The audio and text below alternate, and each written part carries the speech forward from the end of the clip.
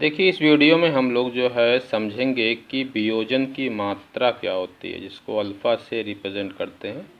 वैसे बिलियन वाले चैप्टर में मैंने इसके बारे में बता दिया था, लेकिन थोड़ा सा और इसमें कुछ चीज़ें हैं जिसको बताना ज़रूरी है, क्योंकि इस पर क्वेश्चन भी आते हैं और आपकी बुक में एग्जाम्पल भी दिया गया है। तो देखिए, वियोजन की मात्रा क्या होती है। किसी दुर्बल विद्युत अपघट्य की किसी सांद्रता पर मोलर चालकता, किसी भी सांद्रता पर मोलर चालकता तथा अनंत तनुता पर मोलर चालकता के अनुपात को वियोजन की मात्रा कहते हैं। किसी सांद्रता पर मोलर चालकता और अनंत तनुता पर मोलर चालकता के अनुपात को वियोजन की मात्रा कहते हैं। इसे लिखते हैं अल्फा से। अल्फा बराबर होता है lambda m c. Lambda m c क्या है? किसी भी सांद्रता पर मोलर चालकता, यहाँ सी ना लिखें तो भी चलता है, और लैम्डा एम ज़ीरो क्या है? अनंत तनुता पर मोलर चालकता। तो इस फार्मूले को आपको याद रखना।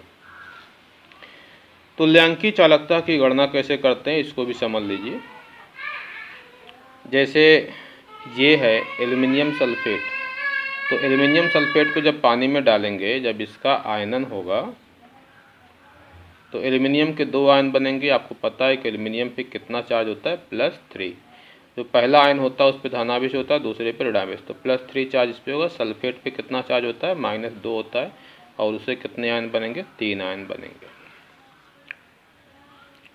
तो अनंत तनुता पर जो एल्युमिनियम सल्फेट की तुल्यांकी चालकता होगी,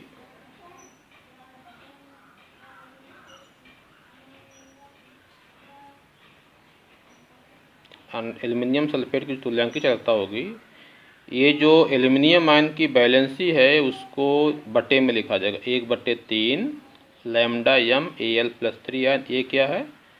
अनंत अनुता पर एल्युमिनियम आयन की आयनिक चालकता। ये क्या है? आयनिक चालकता। और यहाँ पर चार्ज कितना है? 2 है, तो 1/2 lambda M SO4 sulphate ion की आयनिक चालकता।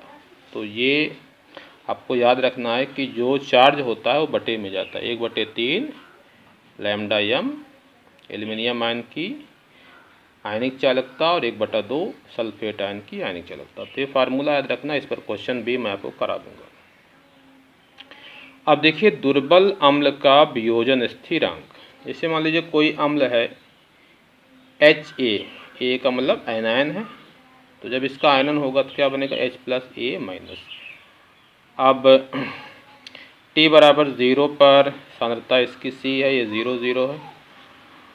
साम्यावस्था पर ये वियोजन हो जाएगा C अल्फा।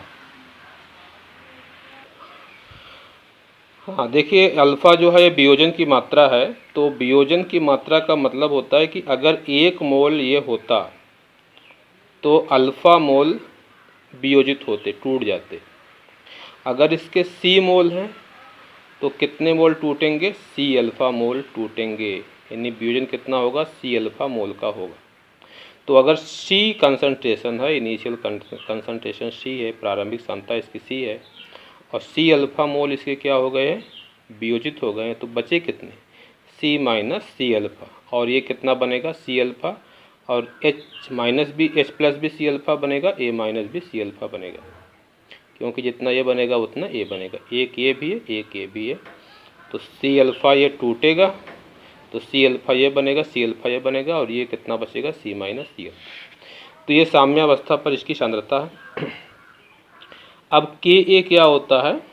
A का मतलब एसिड होता है, K का मतलब स्थिरांक होता है, वियोजन स्थिरांक। तो साम्यावस्था पर वियोजन स्थिरांक कैसे लिखा जाता है? प्रोडक्ट का ऊपर लिखा जाता है active mass of H+, active mass of A- बटे active mass of Ha। Product ऊपर होता है, रिएक्टेंट नीचे होता है।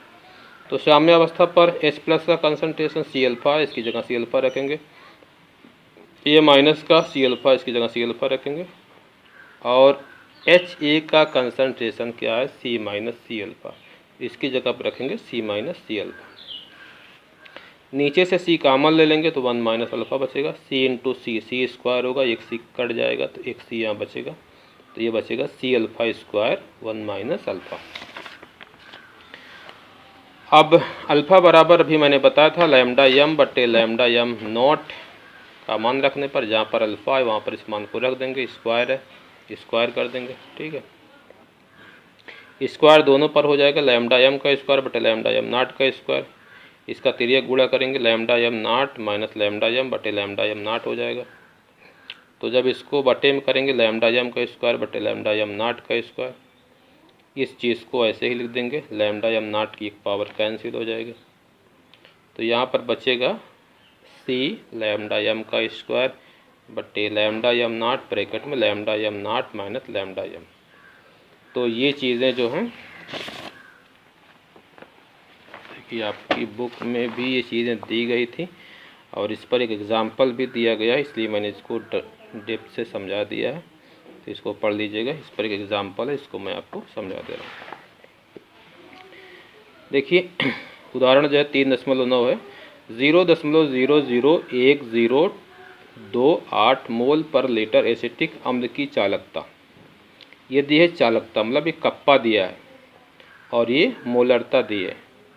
यदि एसिटिक अम्ल के लिए EM नॉट नहीं बल्कि ये लैम्डा यम नॉट है, EM नॉट और लैम्डा यम नॉट एक ही होता है, का मान दिया है, ठीक है। ये लैम्डा यम नॉट का मान दिया है, यानी अनंत अंतर पे चालकता हमको दी गई है। तो इसके लिए वियोजन स्थिरांक का परिकलन कीजिए। तो हमको लैम्डा यम नॉट दिया, हमें लैम्डा यम निकाल लेना। तो लैम्डा यम निकालने का फार्मूला आपको पता है, मोलर चालकता निकालने का फार्मूला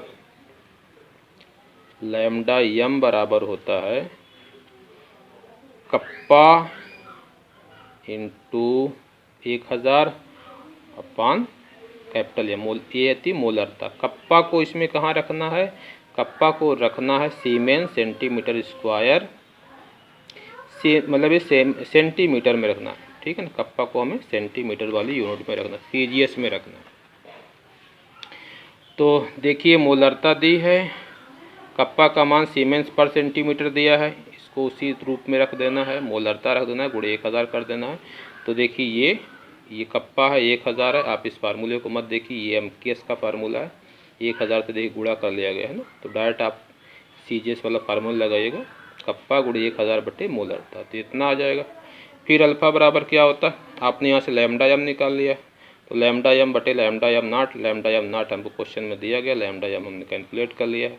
तो ये आपकी हो जाएगा अल्फ़ा हो जाएगा वियोजन की मात्रा। इसके बाद आपको Ka निकालना, तो Ka का भी मैंने डेरिवेशन कर दिया है, C अल्फ़ा बटे 1 माइनस अल्फ़ा। तो अल्फ़ा यहाँ से आप निकाल चुके हैं। C का मतलब मोलरता कंसंट्रेशन, तो ये मोलरता आपकी दी गई, C का माने रखना, अल्फ़ा का माने रखना, स्क्वायर कर देना, 1 माइनस अल्फ़ा कर देना, इसको हल कर लेना है, तो ये आंसर आपका आ जाएगा। थोड़ा सा इसमें कैलकुलेशन लंबा, इसको कर लीजिएगा। तो अगली वीडियो से हम लोग पार्ट निहित क्वेश्चन के बारे में समझेंगे।